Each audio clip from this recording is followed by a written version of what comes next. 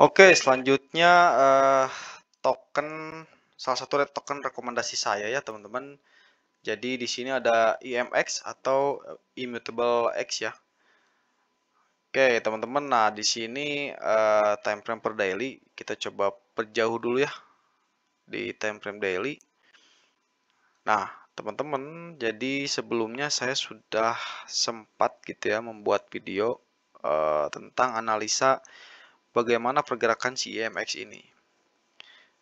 Nah, jadi pergerakannya sudah hampir sama ya atau identik. Jadi dia naik, kemudian akan turun karena dia tidak berhasil gitu ya, karena ada resisten, turun dan turunnya sama ya, persis ya. Kemudian naik, turun untuk retest dan kemudian naik. Nah, di sini sebetulnya sudah TP1 ya, teman-teman. Jadi dari rekomendasi saya, teman-teman harusnya sudah TP dan ternyata dia masih naik karena memang dia breakout dari demand zone ya.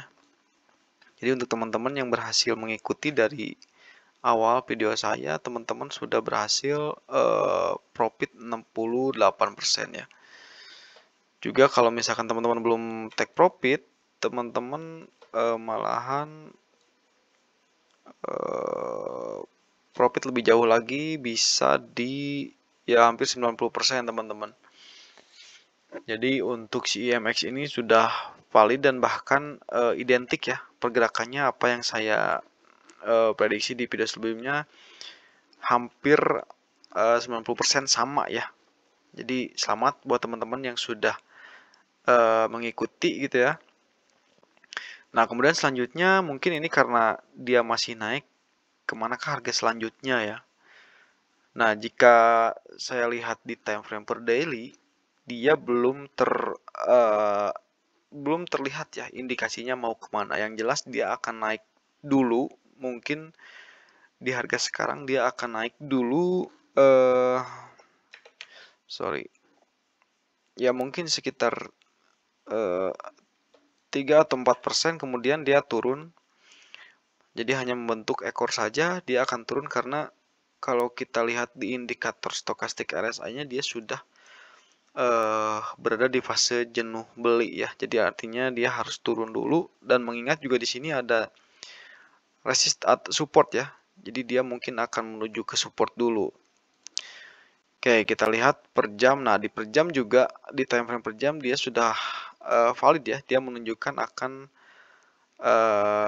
mengalami penurunan, teman-teman. Nah, di sini ada dia sudah crossing bahkan. Jadi ya target selanjutnya mungkin dia akan ke support sini dulu, teman-teman. Jadi turun. Nah, untuk teman-teman yang ketinggalan kereta, sebaiknya menurut saya tinggalkan dulu si MX ini, bisa beralih ke token lain ya.